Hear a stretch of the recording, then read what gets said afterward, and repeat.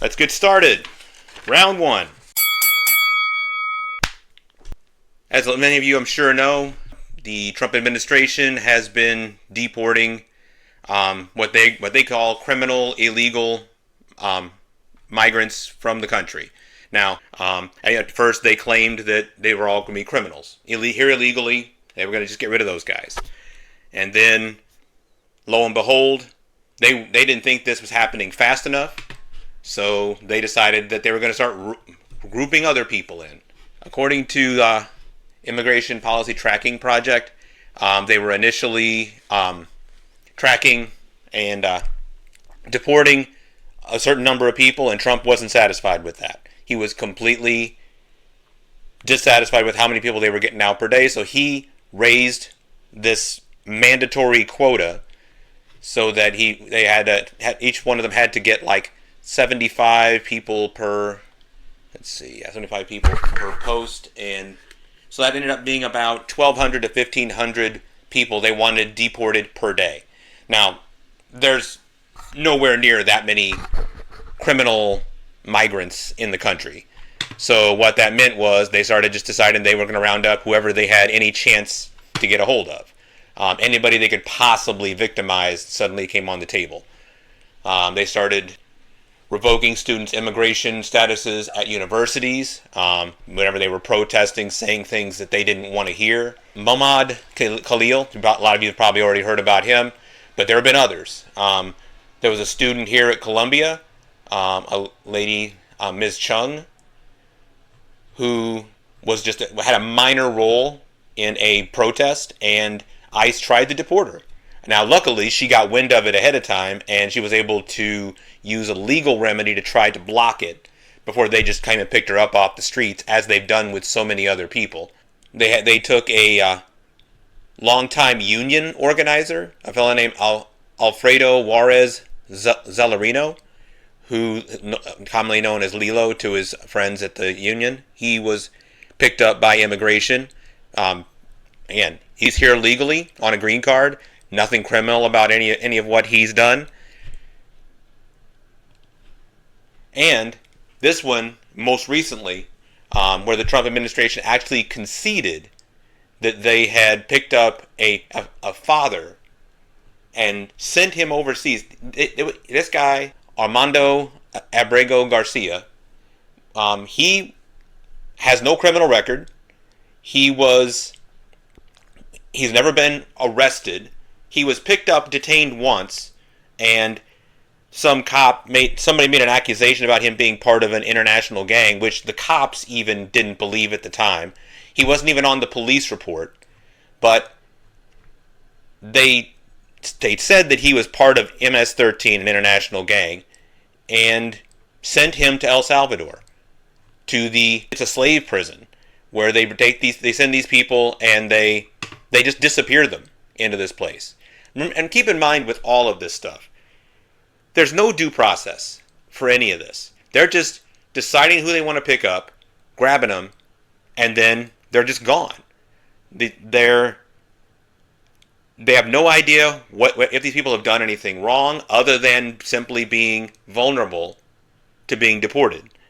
And the fact that they have quotas on these now means that they have an incentive to pick up anybody they want to. It essentially turns ICE into mercenaries, is what it does. Because now they're worried about keeping their jobs and getting paid to make sure they meet these quotas and pick people up. Couple of supervisors within ICE, couple of the high ups actually lost their jobs because they weren't picking up migrants and deporting people fast enough for the Trump administration. They ended up getting kicked out. So, I mean, keep in mind that what due process really means is just providing proof. That's it. I mean, I don't think anybody is going to have any problem with someone who is here illegally and committing crimes in the United States being deported back to their own country. I don't think anybody's got a problem with that. But if someone comes here comes here legally and they get a work visa or they get a green card or they're here for asylum and these illegals supposedly who their only crime is that the court didn't hear their case quickly enough because the immigrant courts are all backed up. 2-3 years down the line, their visa expires, and they've made a life for themselves here. They have families, homes, jobs. I mean, who would expect these people to just uproot themselves and then go back to the place that they fled from because they either had, they were either in danger or they couldn't find a future for their families. Nobody's going to do that. And when that happens, this whole idea that these folks are criminals is complete right-wing propaganda horseshit. It's a civil offense whenever somebody's visa runs out and they're still in the country. It is not a criminal offense at all. Migrants commit crimes at 1/3 the rate as natural citizens do. So they're not more dangerous than natural citizens. They're just people here trying to make a life for themselves. And the court system, the immigration court system, is backed up to hell. They can't process these guys fast enough, and so they end up having to stay here longer than their visa was. But that doesn't make them criminals. It makes them people, and they're here to make better lives for themselves. So this is from MSNBC, which is not my favorite network by any stretch of the imagination. They are very corporate, very centrist, very, very falsely both sidesy. But this guy, Elie Mystal, the fella there with the tall white afro, I love this guy. He is plain talking, say it like it is guy. I don't know how much you've followed Elie Mystal, Jenna. Yeah. But he's great. So he breaks it down and says it very eloquently right here. So give it a quick listen, and we'll react on the other side. And I have heard folks describe this, Ellie, as the United States government disappearing people. They are rounding them up. They are targeting them. The Secretary of State says it's because they revoked the visas, but they are literally hunting for the people with whom the visas they have selectively canceled, and then snatching them off the street and not charging them with anything and detaining them. This is happening currently this year in the United States of America. Yeah, this is what fascism looks like. I don't know what y'all expected it to look like. I don't know if you thought that one day would be a headline in the New York Times, fascism here today. This is what it looks like. And when you say detained, I'm actually going to push back a little bit. That is a nice way of putting it. These people are being abducted and, yes, disappeared from our streets under executive fascism authority, right? And so when you say the Democrats, all of whom voted to confirm that little Marco Rubio, they're demanding questions. Maybe they should have asked him some questions before they voted to confirm him, would be my question for the Democrats. In terms of the legal structure here, I think it is important for people to understand that there is none. We're going to talk about the Alien Enemies Act, and we're going to talk about the trumped-up legal authority Rubio and Trump claim to be using. But ultimately, we are beyond a point of basic due process. As you pointed out, Simone, these people haven't even been charged in court.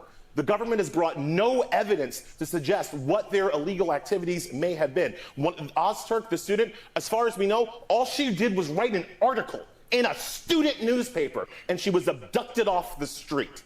This is what fascism looks like. And so I hope people look at it, and I hope the people who voted for Trump look at it and understand that this is what they've done to this country. And Mark. So yeah, no notes, spitting completely facts on what's going on. Yeah, I saw the video of the young woman being nabbed off the street by unmarked, I guess, ICE agents with masks on. Unmarked ICE agents. Yeah, they didn't identify themselves. I mean, like, from a woman's perspective, just in general, to have a group of men, I think there was one woman with them, but to have a group of people come at you, like, we are trained our whole life, like, that is danger, right? Mm-hmm. And all she was guilty of was participating in a pro-Palestinian demonstration on her college campus, right? Yeah. So now this particular woman wrote an article for a local paper, for a local school paper. That was it. Nothing else. No danger to anybody. No, and when I talk to people about this, someone will say, like, then they go into their pro-Israel thing and the hostages. I'm like, no one is disagreeing that those hostages should be returned.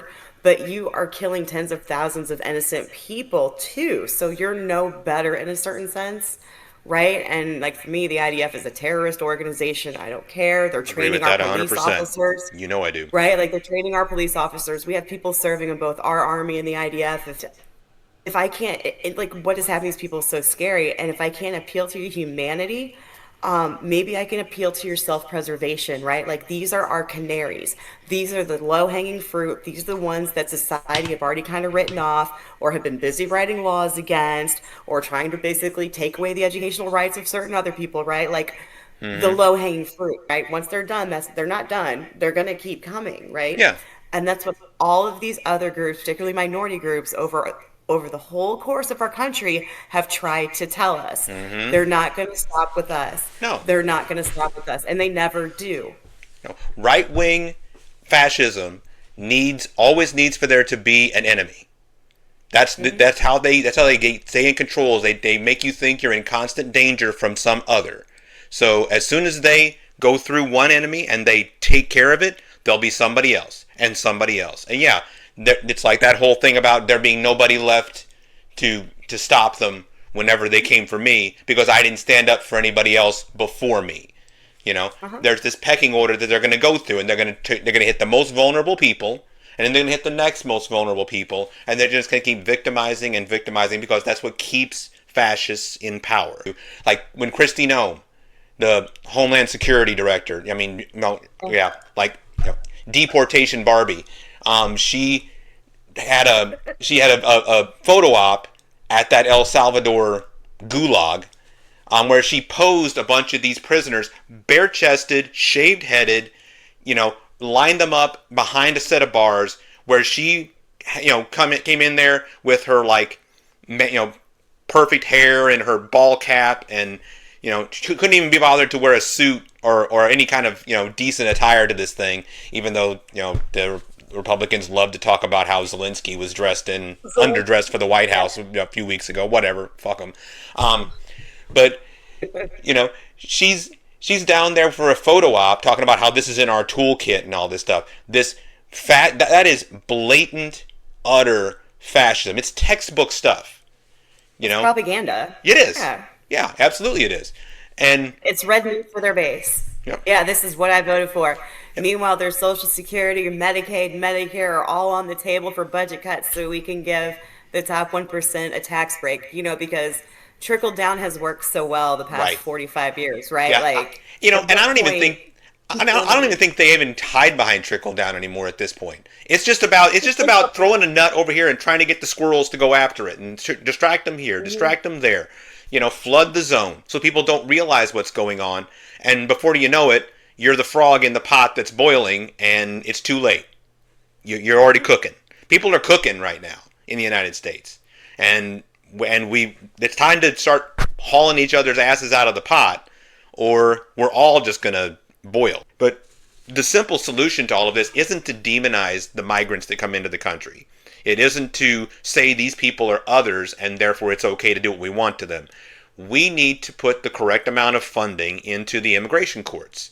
We need to speed up the process of people who are here legally to become naturalized citizens. Because if you make that path less of a path of resistance, the people who come here legally asking for asylum, trying to legally get it and work visas and all that, you won't have people sneaking through dirty rivers to try to get here.